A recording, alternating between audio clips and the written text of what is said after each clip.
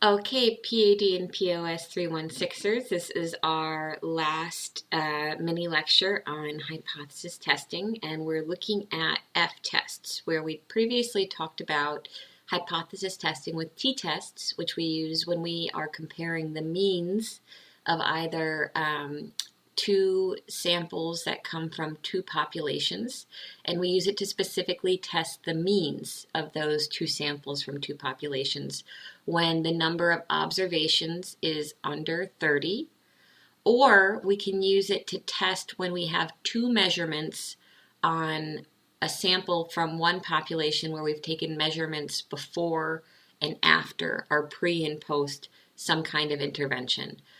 So again, t-tests are looking at means. So when we're looking at f-tests, what we're actually doing is we're hypothesis testing specifically about the variances of two simple random samples that we take from two populations. The samples can be of any size, and it's the basis for a more advanced statistical approach to analysis of variance, which you'll hear referred to as ANOVA. In order to do hypothesis testing about the variances for two simple random samples, we use the F distribution, which is a funny distribution that is right skewed. It means most of the observations are to the right. So this is different than the normal distribution, and it's different than the t distribution that we've looked at before. This means that we're using F statistics and the F distribution to calculate our p-values if we're using p-values for hypothesis testing. We also, what we're focusing on is comparing our F statistics to a critical value of F, and that can help us to reject or fail to reject our null hypothesis. So our F statistic is similar to our T statistic, except that instead of the T distribution, we're using the F distribution. So it's like the T statistic because what we're going to do is to calculate our F statistic, our F value, and then we're going to compare that to a critical value of F. And if our F statistic is lower than the critical value, we fail to reject our null hypothesis. And if it's higher, if our F statistic is greater than our critical value of F, we reject our null hypothesis. So why do we use an F distribution instead of a normal or T distribution? Well, F tests are looking specifically at the ratio of the variance of two samples. So the numerator in our ratio is the variance from one sample, and the denominator is the variance from the second sample. This means we're looking at a chi-squared distribution, which shows us the distribution of sum of squared deviations.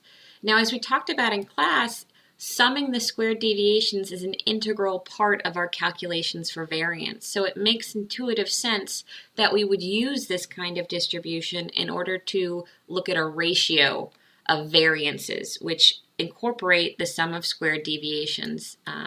So our variance is in part determined by the sum of squared deviations, so it makes sense to use a distribution of the sum of squared deviations in order to hypothesis test. So the difference between our normal distribution, which is right here, our T distribution, which is right here, and our F distribution, which is right over here, is that the F distribution is right skewed. So the majority of our observations are over here to the lower end of the values. So what that means, practically speaking, for this class is that what we're going to do with our F distribution is to primarily test one-tailed right hypotheses. So our hypothesis, our null hypothesis, will be that the variances are the same, and our alternate hypothesis, instead of choosing between one-tailed right, that the value will be higher, or one-tailed left, that the value will be lower, or two-tailed, which is that we don't know, is we're only saying that our alternate hypothesis will be that one variance is greater than the other. So what this means is that we're using the F distribution, again, to compare the variances of two random samples from two populations. We calculate our F value and compare it to our critical value of F. We go through the same process of comparing those values in order to reject or fail to reject our null hypothesis. So for this, we have another set of steps that you should be becoming very familiar with, where the first step is you make a hypothesis. The second step is that you're gathering your data, which will be in 2 or more columns because we're comparing the variances between 2 variables. You calculate the variance for each variable. We'll use the var.s command in Excel. We're going to identify the degrees of freedom for each variable, okay? And actually, this is going to be really important where we're using our table because we need to know how many degrees of freedom are in the numerator, that first variance, and how many are in the denominator for the second variance. We will divide the variance in order to get the f value, and then we'll calculate the critical value of f using a table, and then we will compare our f value to the critical value of f and either reject or fail to reject our null hypothesis. So, as I said before, the hypothesis based on an F distribution is usually one-tailed, and that's because of the skewness of the distribution. You can do other tests, but that's beyond the scope of this class. So our one-tailed will be that one variance is higher than another. So we could say, for example, that UAlbany students tend to drink more variably on average than students from St. Rose. Our hypothesis is going to be here that the variance for variable 1 is going to be equal to the variance for variable 2. So that would just be saying UAlbany students are drinking with the same variability per week as St. Rose students. Our alternate hypothesis is that the first variance is greater than the second variance, and this would be that UAlbany students drink more variably than St. Rose students. So our rejection region is right here, this shaded area. So we're saying that if there is a difference, we're going to detect it over here. So we're going to gather our data in 2 columns. We're actually going to be using the same data from our small observation t-test. So we're going to have 26 total observations, 13 observations for UAlbany and 13 observations for St. Rose. Now, when you are doing F-tests, you do not have to have the same number of observations for each variable. So I could, for example, have like 26 observations in UAlbany and 35 in St. Rose, and I could still do an F-test on the data. We're going to calculate the variance for each variable. So you're going to go in and you're going to just use that var.s command. And for UAlbany, you'll use the UAlbany data. And when you're doing the St. Rose, you're going to do the St. Rose data. Now remember that the var.s command is specifically for samples. So the Excel formula for calculating these values is actually already incorporating our degrees of freedom. So for UAlbany students, we would have 12 degrees of freedom, right? Because we have 13 observations minus 1. And for St. Rose, we would also have 12 degrees of freedom because we have 1 variable, we have 13 total observations. So it's equal to, for each one, the number of observations minus 1. The number of observations minus 1. So the next thing that we're going to do is to identify the degrees of freedom for each variable and then think about what that means for the combined. So we've done that where we have degrees of freedom for UAlbany are 12, degrees of freedom for St. Rose are 12. For all of the variables would be 24, because then we would be looking at 2 variables, right, which uses 2 degrees of freedom. So if we had 26 total observations, it would be 26 minus 2. Our next step is to calculate our F value by plugging the values into the formula. Now our F value is just the ratio of the variance for our first variable and the variance for our second variable. So typically what we would do is to divide the larger number by the smaller to force into a one-tailed right test. So in this case, in order to get our F value, what we would do is we would take the UAlbany variance, which is bigger, and divide it by the St. Rose variance. Now, with this, you should just be careful to keep in mind which one is greater and what implications that would have on on your hypothesis.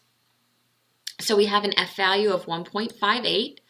We would then go to our F table, which I've linked right here, and we would find our F value using our knowledge of the degrees of freedom for the numerator and the denominator. Now remember, we already identified that in a previous step. So our degrees of freedom for variable 2 are going to be in this column, and that's 12. And our degrees of freedom for our first variable is going to be 12, so that would be right here. So you would just find where those match, and you would have an F value, a critical F value of 2.6866. So going back to our slides, we're using our degrees of freedom for the numerator of 12, and for the denominator of 12, our present alpha level is still 0.05. So the critical value of F is 2.6866. If we compare it with our F value that we calculated, 1.588, we find that our F value is lower than our critical value. So we're going to fail to reject our null hypothesis in this case. So we're saying that the variability seems to be the same for both of those samples, statistically speaking. So you can see that here, all of that justification. And what we can do is to actually go into Excel, and we can repeat that same shortcut exercise that we've seen before. So if you already have the analysis pack loaded, you would just click on the Data tab and click on Data Analysis, and you would go to F-test to sample for variance. Your variable 1 range would be UAlbany. Your variable 2 range would be St. Rose. Your alpha level is 0.05, and you would just click OK. So what you would do is we'll bring this right over to our data that we were looking at, and we would compare those values. And I've actually already done this in the PowerPoint slide. So we can see, whoops, here that the variances match up that we calculated here and here to what we calculated by hand in Excel. We know that we have 13 observations for each, which means we have 12 degrees of freedom for each. We see that our F value matches the F value that we calculated, and we can see that our F critical value for a one-tailed test is 2.68, which is what we found using our table. So if we compare those two values, we still, we find that the value is lower than our critical value, so we failed to reject our null. You could also do that with this p-value that is reported in the output, and the p-value is 0.217. So if our alpha is 0.05, we can see that since our p-value is higher, we would fail to reject, because when we're doing hypothesis testing with p-values, what we say is that we would reject our null hypothesis if this value is less than 0.05. But in this case, it's greater than 0.05, so we do fail to reject that null hypothesis. So everything is included right in here, and that is hypothesis testing using F-tests. So I would highly recommend that you use these mini lectures to help you with your homework, and if you have any questions, please feel free to reach out and let me know.